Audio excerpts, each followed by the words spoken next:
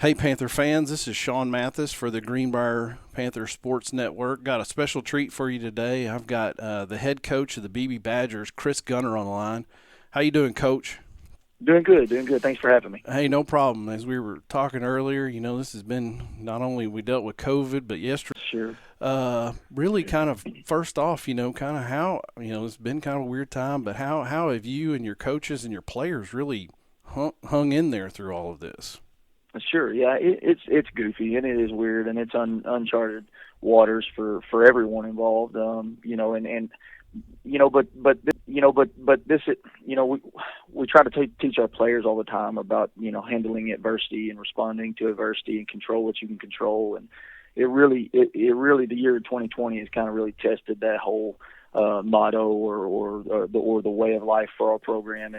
But I think that our kids going through a lot of this stuff. I think this is a great preparation for life. You're not going to be able to control everything, and when things happen to you, you got only a couple options. You can quit and lay down, or you can respond in the right way. And so we try to twist it and turn it and talk about the positives from each one of the issues that you spoke about. And but it is tough. It's tough. We won't use it as an excuse or a crutch. We'll the phrase "play every play like it's your last play" has never been meant more in 2020. Just from the spring when those kiddos got the spring sport games and seasons ripped away from them and things like that. And I mean, it's very realistic that each game could be our last.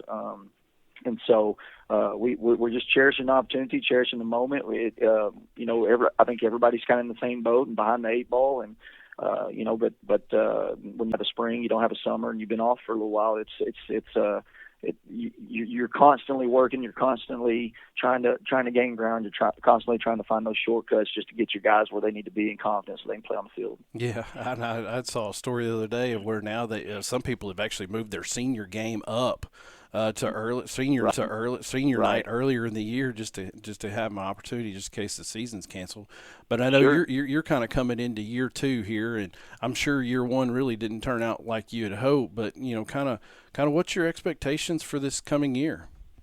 Yeah, and it's crazy just because of the things that we just talked about and all the issues and things like that in our world. It feels like year one again. It feels like we're starting back over. And it's something where obviously you'd love to have been able to stack a great off season and spring and summer and team camps and 7-on-7s on top of into the season and build off those things. And that's not necessarily the case. We kind of had to start all over with just reinforcing our core values and building those bonds. And when you're away from your guys for 3 months and you really don't get to do the thing that you love doing and the way you build relationships and coaching your kids and things like that, you got to find different ways and different avenues to motivate kids and to cultivate that program that we wanted to build off of year one. And so we have huge expectations. We hold our kids to a high standard in and out of the classroom, on and off the field. And my big thing is I'm not a big goals guy, and I know goals are great for direction, but we're more of a processed, we're more of a systems program, and the thing about goals is every high school team in the state, sets out with a goal to win state championship or win conference every year. Well, there's only one of those every year, so that if your goals are just make or break like that, then you kind of handcuffing yourself and putting your ability to be happy and enjoy the moments, in a box. You're kind of so we just want to go out. We want to get 1% better every day. We want to be better than we were yesterday. We want to be more superior than the person that walked through the door yesterday, and we just want to take it one day at a time and cherish the opportunity we have to play, be where your feet are, and water the grass right where you're standing. Yeah, and I know too personally as we talked about. I had a little bit of. I know that you've been involved in your junior high program, and I got to see that on the sidelines and talking about that process. I know that you look at your program holistically, not just high school but junior high, Sure. and I think that's fantastic. I appreciate Kind that. of with your kind of going to your team now, how do your numbers look? Who's some of your key guys coming back, and then kind of that next group that has come in. You bet, you bet. We our numbers went down pretty good pre-quarantine than post-quarantine. We were pre-quarantine where we're at about 83, really at about 83. Really, we're really looking solid. We were really seriously contemplating for the first time in my young career going, having two platoons, just offensive and just defensive players because we had the numbers to do so in the depth. And then after quarantine, just for whatever reasons, whether or they just didn't make it back from quarantine, or maybe they had a fear of playing again, just with what was going on. We're sitting at 60 right now, and so which is not a terrible number, but it's definitely not 83. And so we've got a small senior class. I think we got 6 seniors, and so there's not a ton of experience coming back, and that's kind of what I was referring to a little bit about, just with everything's happened, just not really feeling like it's year 2 just yet, and kind of thinking, kind of feeling like we started all over. We've got we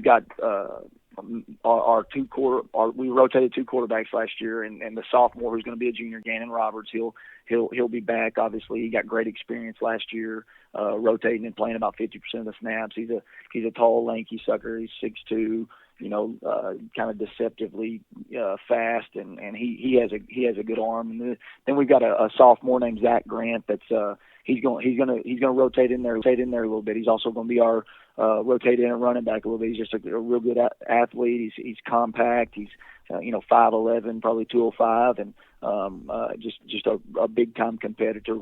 We feel good about our skill guys, and our Y, we call him a move tight end hybrid guy. Seth Howard, he's 6'3", 220. He's probably just pound for pound kind of our fastest and most athletic kiddo of the skill bunch.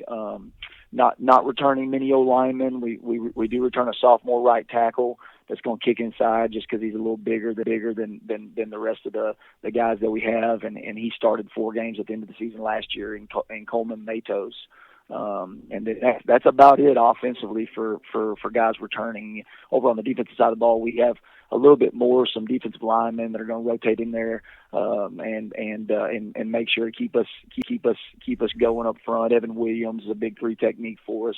Tyler Duke, he's a nose. He had a little bit of experience last year. And then Seth Howard will flip over there and play a little bit of end as well as other senior Stephen Hemmert. And so some of those guys returning had a little bit of experience last year. Our Mike linebacker Chris Benton was started as a sophomore, and then we've got 2 corners that started all season long last year in Brooks Nail, who's a junior, and Aiden Brinsfield, who's a junior. And so we've got a little bit more experience over there. Hoping that we're better on that side of the ball because of it. Yeah, about to say Brooks Nails is a name I know from the basketball court, and Sure. But too, being younger, obviously getting some of those younger guys playing time, that's really going to kind of build going forward, and You bet. too. So now, kind of looking to tonight, Friday night, first game of the year. You guys are coming to Greenbrier. First, it's just being excited to being able to have the opportunity to play. Sure, and that's been our message all week. Let's don't focus on, how far maybe we feel like we're behind, or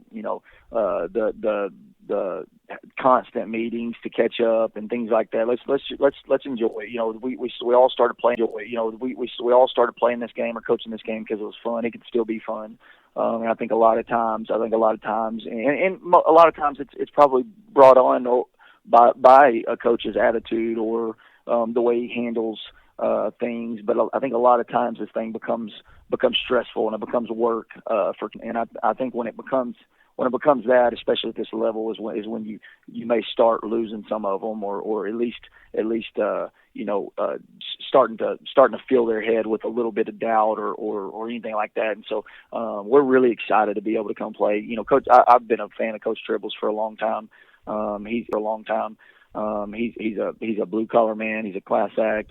Being in Alma for 8 years before I was here last year, it just seemed like it always came down to that last game at Greenbrier. And, Yeah.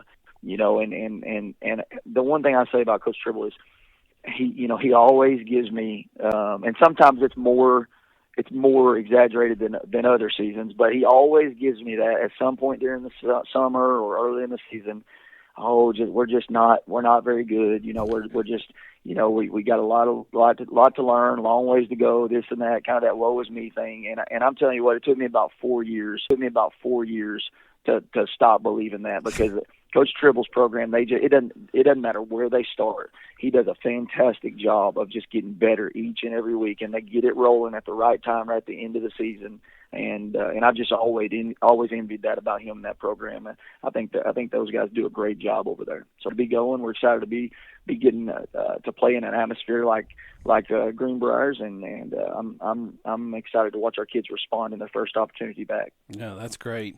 So with that, I think we'll kind of wrap it up. I just want to thank you for coming on and doing this interview. You bet. I'm going to wish you the best of luck after tonight, for the rest of the season. But no, I think we, even on our side, we're excited to have this game, have this opportunity, and I sure do appreciate you coming on and visiting with me a little bit. And good luck on the rest of the season.